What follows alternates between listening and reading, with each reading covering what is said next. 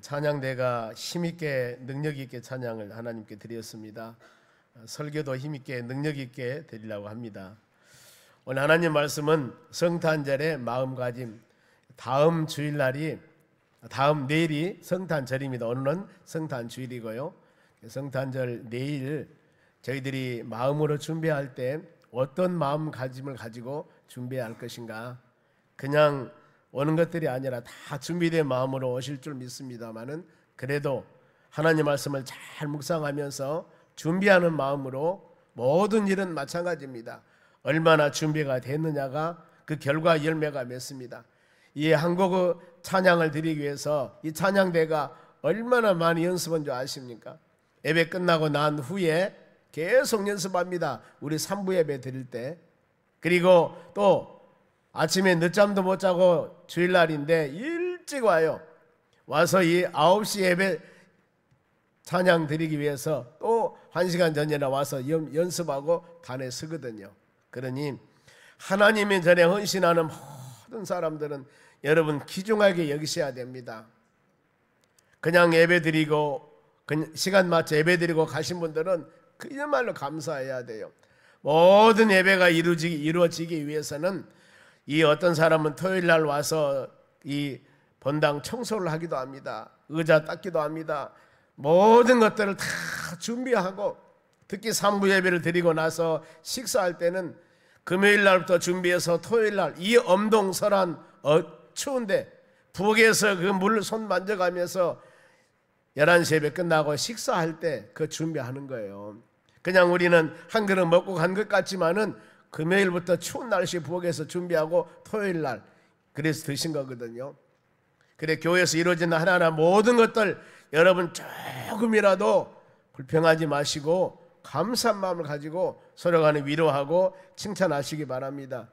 그래야만이 메리 크리스마스가 되는 겁니다. 여러분, 성탄절은 왜 좋은 날인가 생각을 해봅니다. 어떤 사람 보면은 쉬는 날이니까, 물론 그렇기도 합니다. 그러나 우리는 그런 어떤 개념을 떠나서 신앙 안에서 말씀 안에서 잘 묵상하면서 진정으로 성탄 예배를 마음으로 준비하는 여러분들이 되었으면 합니다.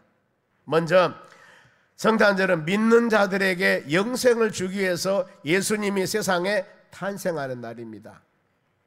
마태복음 1장 21절 보겠습니다. 아들을 낳으리니 어느 날 이 마리아란 여자가 있었습니다. 처녀가. 그런데 천사가 와서 말씀을 주셔요. 천사가 현명합니다. 아들을 낳을 것이다. 마리아야, 이름을 예수라고 하라. 예수. 이름 지으라고 이름가장 지어줘요. 그러면서 그 이름 해석도 해줍니다. 이는, 예수란 이름은 그가 자기 백성을 그들의 죄에서 구원할 자입니다. 예수라는 이름은 구세주란 말입니다. 자기 백성을 구원한 자. 그래 이것을 메시아, 그리스도 이런 의미로 사용합니다. 메시아는 구약은 히브리어입니다. 히브리어로 메시아, 신약에는 헬라어입니다. 헬라어로 그리스도, 한국말로 구세주, 똑같은 단어입니다. 그래 이와 같이 어느 날 갑자기 이렇게 바로 소식을 알려주는데, 예수 자기 백성을, 택한 백성을 구원할 줄 구세주로. 그래 우리의 모든 믿음의 사람들은 믿음의 주체, 믿음의 목표, 믿음의 근본이 히브리서 12장 2절에 믿음의 주요, 믿음의 주 온전케 하신 예수님 바라보라고 그럽니다. 그리고 누구든지 그 예수를 믿기만 하면 구원받는다고 성경은 기록합니다.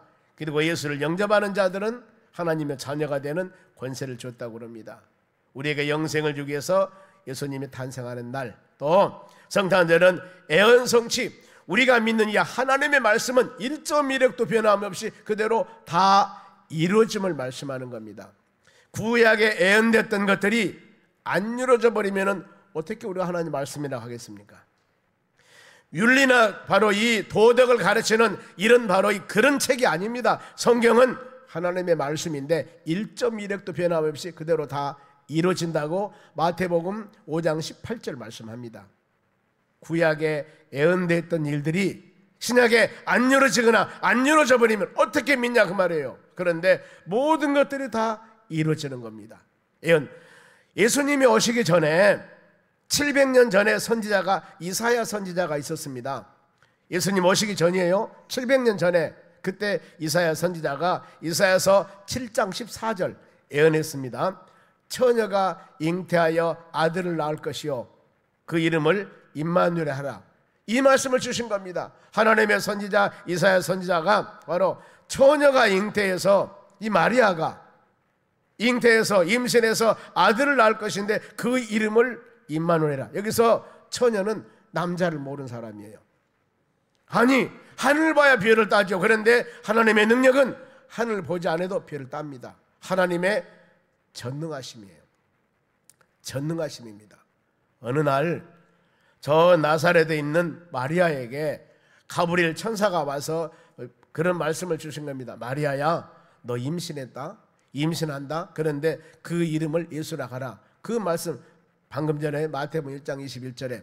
그래서 근데 여기 그 처녀가 잉태하여 임신하여 아들을 낳을 것이 그 이름을 임마누엘, 임은 뭐뭇과 함께, 엘은 엘로힘 하나님이십니다. 이걸 바로 같이 해서 임마누엘, 하나님이 함께하는 자, 이 뜻입니다. 보면은 이렇게 예언했던 것들이 그대로 성취되는 날이 성탄절입니다. 그러면 그때 어느 때 모든 만사의 기한과 때는 하나님이 정하십니다. 우리가 세상에 태어났습니다. 그런데 언젠가는 우리도 하나님 부르심을 받습니다. 죽어요. 죽은 날은 누구도 몰라요. 하나님은 아시는데. 그러면은 이사야 선지자에게 예언했던 이 그 처녀가 잉태해서 아들을 낳는데 언제 올 것인가? 언제? 갈라디아서 4장 4절입니다.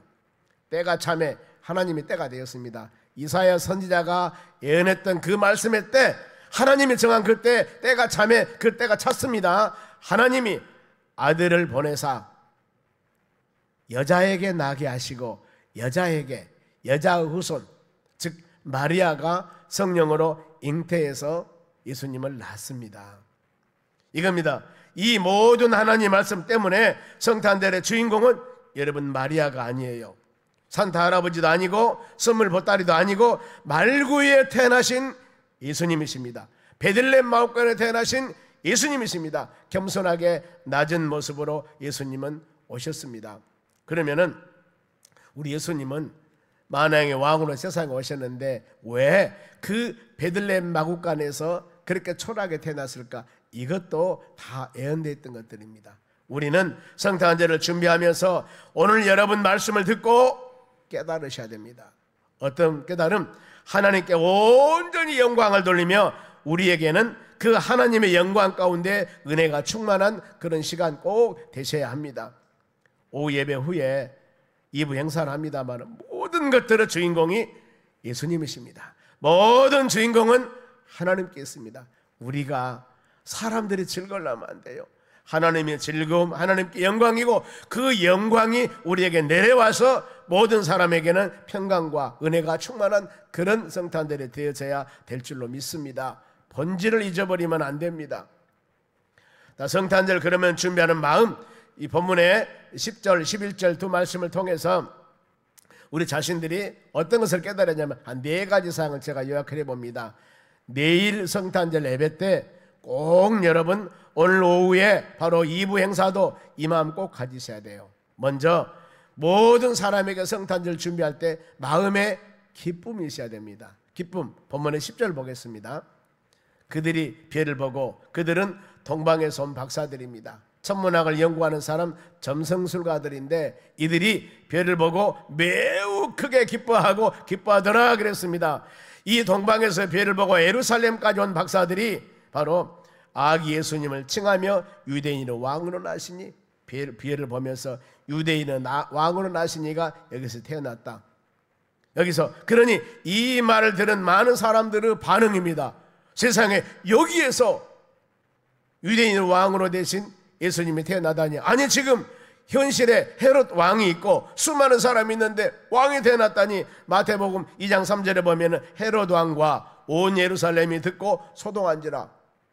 소동할 수밖에 없죠. 지금 현실의 왕이 바로 분봉왕으로 헤롯 왕이 있는데 유대인 왕으로 나신 이가 동방에서 박사들어서 여기에 태어났다는 겁니다. 그러니 사람들이 이것을 듣고 요동합니다. 기쁨의 경배가 아니라 듣고 소동했다 그 말입니다. 소동은 소란하다, 반란하다, 선동이 일어났다는 것입니다. 세상 사람들의 성탄 때 예수님 없는 성탄, 의미 모르는 성탄이 되어서는 여러분 안 됩니다. 예수님의 탄생은 참된 기쁨을 회복하는 날입니다. 소망 없는 자들에게 소망을 주는 날입니다. 절망 중에 있는 자들에게 충만케 하는 날입니다. 더 나아가서 영원 구원, 지옥 형벌 받은 사람들에게 영원한 영생의 축복을 주는 겁니다.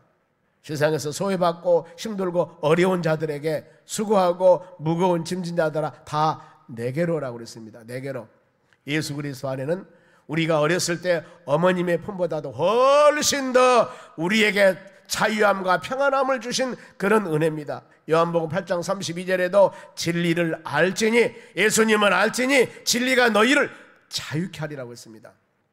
우리의 삶 가운데 수많은 것에 얽매여 있다면 예수 그리스도를 알을 통해서, 예수 그리스도를 만남을 통해서 우리의 삶 가운데 이 모든 것들이 눈 녹듯이 녹아지는 평강과 은혜가 임하게 되는 겁니다.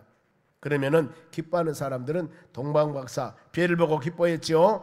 예수님을 잉태한 마리아가 친척 엘리사벳 문안하러 갔습니다. 그랬을 때 엘리사벳은 나이 많이 드신 그 할머니가 태중에서 임신해서 아기, 엘리사벳 태중에 있는 아기도 기뻐했습니다. 이 태중에 있는 아기는 세례 요한입니다. 그리고 우리는 성탄절을 무엇으로 기뻐할 것인가? 선물 때문에 불평하지 마시고, 어떤 환경 때문에 불평하지 마시고, 예수님 믿고 구원받음의 최고 기쁨이 되어야 됩니다. 예수 믿고 구원받는 기쁨이 일기쁨이 되어야 되는 거예요. 최고 기쁨, 성탄절의 기쁨은 임마누엘의 기쁨이라고 합니다. 마태복음 1장 23절 상반절 보겠습니다. 보라, 처녀가 잉태해서 또 나오죠. 처녀가 잉태해서 처녀가 임신했습니다. 아들을 낳을 것이요 그 이름을 임마누엘에 하라 하셨으니, 이를 번역하면은 하나님이 우리와 함께 하신다 그랬습니다. 하나님 우리와 함께 하신다. 여러분, 우리 성탄절기는 하나님이 여러분과 함께 하심을 마음으로 확신히 깨닫는 그런 절기입니다. 하나님이 손잡아 주시고 쉬지 않고 여러분들 돌봐주시고 좋은 길로 인도해 주시고, 내가 슬플 때도 여러분이 위로해 주시고 기쁠 때도 함께 해 주시고, 다윗은 고백합니다. 사망의 음침한 골짜기 이런 곳이다 할지라도 주님은 여러분과 함께 하심을 꼭 믿으시기 바랍니다. 성탄을 기쁘게 맞이할 때 우리 마음의 평화가 오고 생활의 기쁨이 되는 것입니다. 우리는 기쁜 주님은 바로 성탄절을 맞이해서 내 10년 가운데 힘들고 어려운 곳이 있다면 이 성탄절기 하나님 말씀으로 은혜를 받고 마음에 충만한 기쁨이 되는 여러분들이 되시기 바랍니다. 이는 세상에 바로 이 달콤한 발림보다도 성령의 위로함과 하나님의 권세와 능력이 충만한 그런 여러분의 삶이 되시기 바랍니다. 때문에 성탄절은 기뻐하고 즐거워하고 기쁨으로 맞이하는 절기가 되어야 될 줄로 믿습니다. 그리고 성탄절은 두 번째는 예배하는 마음을 가지셔야 합니다. 11절 상반절입니다. 집에 들어가 아기와 그 어머니 마리아가 함께 있는 것을 보고 엎드려 아기께 경배하고, 이 단어입니다. 경배하다는 겁니다. 성탄 소식을 들은 자가 많았습니다. 동방박사, 헤로당, 제사장, 서기관, 온 예루살렘 사람들. 그러나 아기 예수님이 엎드려 경배한 자는 동방박사 뿐이었습니다. 먼 길을 별 따라온 자들이 동방박사는 아기 예수를 만나 축복을 받은 자들이었습니다. 마태복음 13장 16절 봅니다. 너희는 눈으로 범으로 너희 귀로 들음으로써 복 있느니라. 우리는 귀한 여호와 하나님의 말씀을 듣고, 하나님 내가 눈으로 말씀을 보고 귀로 들음을 통하여 어떤 마음가짐을 가지고 성탄절을 잘 준비하여 내일 성탄절 예배일 때 하나님의 은혜가 우리에게 충만하겠는가, 이걸 마음으로, 열린 마음으로 여러분들이 마음에 새기시길 바랍니다. 우리도 성탄절날 모두 하나님의 자녀들이 주의 축복과 하나님의 은혜와 복받는 여러분들이 되시기 바랍니다. 우리는 하나님 말씀을 들을 때마다 열린 마음으로 예수 그리스도 탄생 소식을 듣고 성탄절이 무엇인지 깨닫고 정성과 정성하는 마음으로 하나님께 예배드리는 절기가 되시길 바랍니다. 그러면은 동방박사들이 제일 먼저 한 일이 아기와 어머니 마리아에게 엎드려 경배했다고 그랬습니다. 여기서 엎드리다, 그 말은 자신을 내던지다는 의미가 있습니다. 아기에게 경배하고, 경배는 예배하다, 입맞추다는 의미가 있습니다. 예배하다, 즉 신에게 입맞추기 위해서 외적과 내적인 자세가 있습니다만은 아기 예수 탄생한 주님께 입맞추기 위해서 외적으로서는 손을 쫙 뻗습니다. 혹시 여러분 성화라고 그림을 보면은 어떤 사람이 바로 옷을 실오라기를 하나 거치고 손을 쫙 뻗으면서 바로 밑에 땅에 엎드려 있는 모습들을 볼 수가 있습니다. 이 자세가 그 자세입니다. 엎드려 손을 뻗어서 상대방의 발에다가 입을 맞춥니다. 내적인 마음은 경외심과 겸손함을 나타내는 겁니다. 예수님이 탄생한 모습 화려한 것이 아니고 초라한 것이었습니다. 베들레헴 마구간에 말구 위에 주님은 태어났습니다. 왜 그랬을까? 만왕 왕으로 오신 예수님께서 그때 예루살렘 왕궁에서 아니면은 가장 바로 이 부자고 지위와 명예가 있는 이 가정에서 태어나시지 왜 예수님께서는 그와 같이 초라한 모습으로 말구에서 태어났을까? 하나님의 말씀은 성경에는 예수님이 세상에 오실 때 어떤 모습으로 오냐면 이사야서 7장에 처녀가 인께서 아들 낳을 것이라고 바로 예언했듯이 이사야 선지자는 예수님 오시기 전에 700년 전의 선지자입니다. 그런데 여기 또 이사야서 53장 2절에 보겠습니다.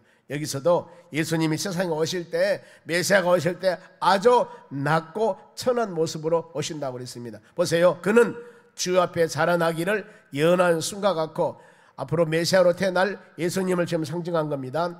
마른 땅에서 나온 뿌리 같아서 고운 모양도 없고 풍채도 없고 예수님이 세상에 오실 때 어마어마하게 기공자 타임으로 엄청나게 이런 모습을 가지고 태어난 것이 아니라 저기 바로 이 나무에서 나는 연한 순과 같고 일반 나무 뿌리와 같이 모양이나 풍채도 전혀 다를 바가 없습니다. 우리가 보기에 흠모할 만한 아름다운 것이 없더라 그랬습니다. 똑같이 이렇게 낮은 모습으로 주님이 메시아 예수님은 태어날 것이라고 이사야 선지자가 예언했습니다. 어때요? 예언대로 낮은 모습으로 고운 모양과 풍채도 없이 태어나셨습니다. 그리고 예수님이 태어날 장소입니다.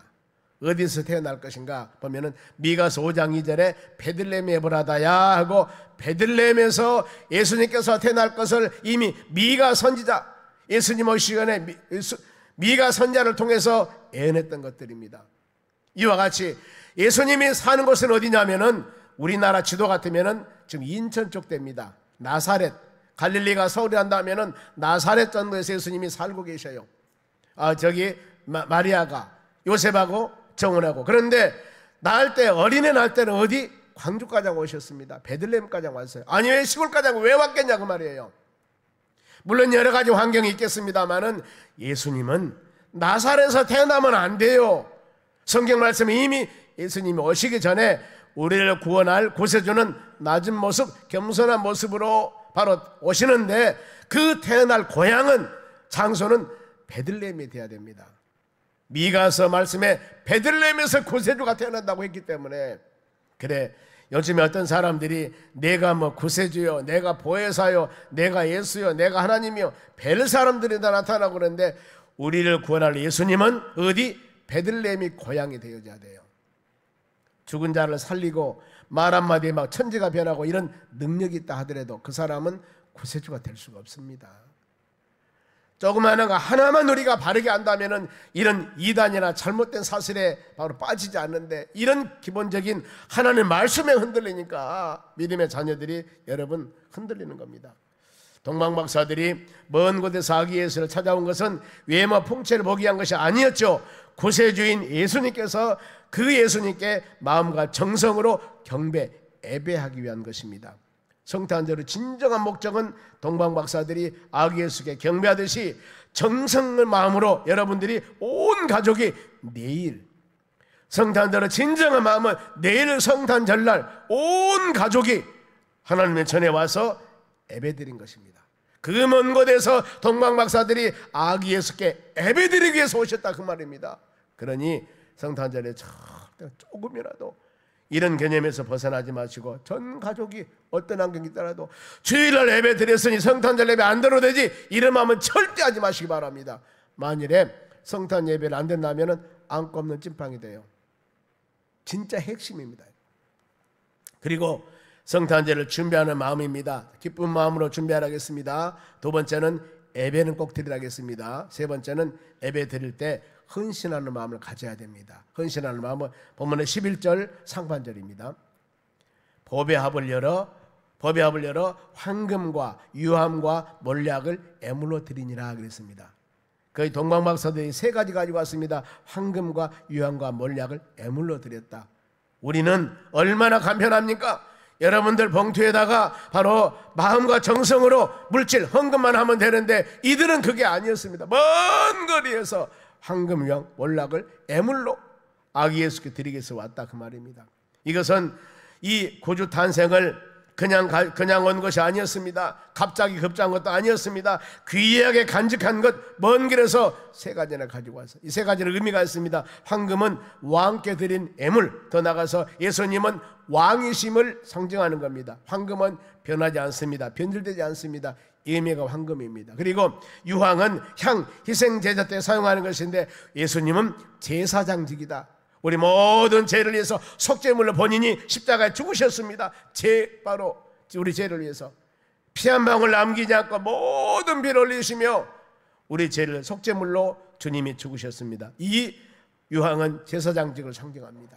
그리고 몰약은 예수님의 선지자직인데 시체를 썩지 않도록 방부제입니다. 통증도 없게 하고 마취대로 사용한 것입니다. 예수님께 엎드려 경배할 때 이 세 가지 예물을 드렸습니다. 우리도 여러분들도 성탄 예배 때 우리의 자세, 역대상 16장 29절 봅니다. 여호와 이름에 합당한 영광을 그에게 돌릴지냐. 우리는 하나님께 영광을 돌려야 됩니다. 재물을 가지고 그 앞에 들어갈지어다. 아름답고 거룩한 것으로 여호와께 경배할지니라. 하나님께 경배할 때는 여러분 재물을 가지고 그 앞에 들어갈지다. 아름답고 거룩한 것으로 정성껏 마음으로 준비한 하나님께 바로 경배 찬양 예배할 때 드려져야 됩니다. 로마서 12장 1절에는 너희 몸을 그리스도 산제사로 드려라. 이것이 영적인 예배요 합당한 예배요 진정한 예배라고 성경은 말씀합니다. 성탄절의 물질과는 동방박사와 같이 포배합을 열어야 됩니다. 첫째, 마음을 열어야 됩니다. 내 마음이 닫혀 있으면 어떤 것도 되지 않습니다. 먼저 하나님 말씀을 듣고 성령의 역사 가운데 주의 은혜로 여러분의 마음을 열고 그 다음에 마음이 열려졌을 때 주문이야 물질의 문이 여러분 열려지는 겁니다. 이런 마음으로 주께 드리면서 엎드려 경배하는 마음, 경외하는 마음, 겸손한 마음으로 꼭 이 마음 가지고 드리시기 바랍니다. 우리가 나를 위한 것은 귀하듯이 나를 위해서 얼마나 많이 애쓰고 힘씁니까? 그럴 때마다 예수님을 위한 것은 더 귀하다는 것을 생각해야 됩니다. 나를 위해서 철야하고 나를 위해서 날밤 새고 여러분 우리가 이런 일 얼마나 많지 않습니까? 나를 위해서 심지어는 투잡을 뛰기도 하고 쓰리잡을 뛰기도 하고 뭐 이런 사람이 있다고 그러는데 왜요? 나를 위해서 얼마나 많이 우리가 애쓰고 힘쓰냐 그 말입니다. 아름다운 일입니다. 그러면은 나를 위해서 우리가 이만큼 열심히 했으면 하나님을 위해서는 과연 우리가 어떻게 할 것인가 그 말입니다. 이것도 깊이 마음으로 말씀도 깨달으시기 바랍니다. 예수님은 우리를 위해 전부를 들으셨습니다. 생명 바쳤습니다. 십자가에 죽으셨습니다. 물피 한 방울 남기지 않았습니다. 높은 하늘 보좌를 버리시고 낮고 천한 이 베들레헴 마구간에서 탄생하셨습니다.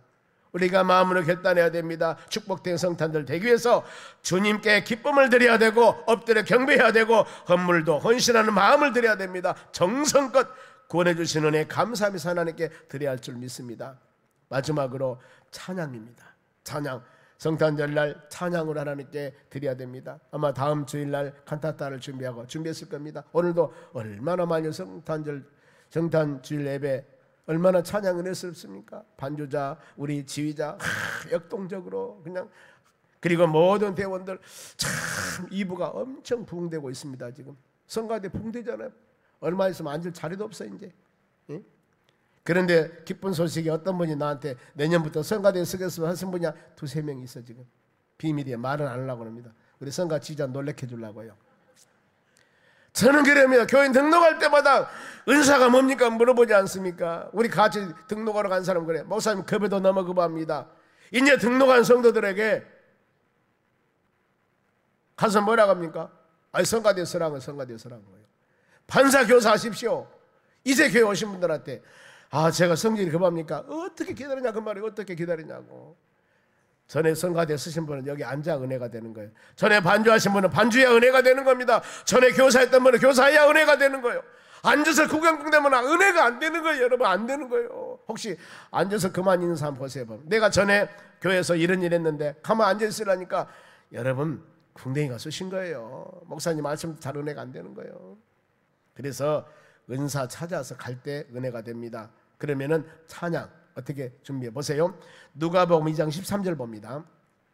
호련히 수많은 천군 천사들과 함께 하나님을 찬송하여.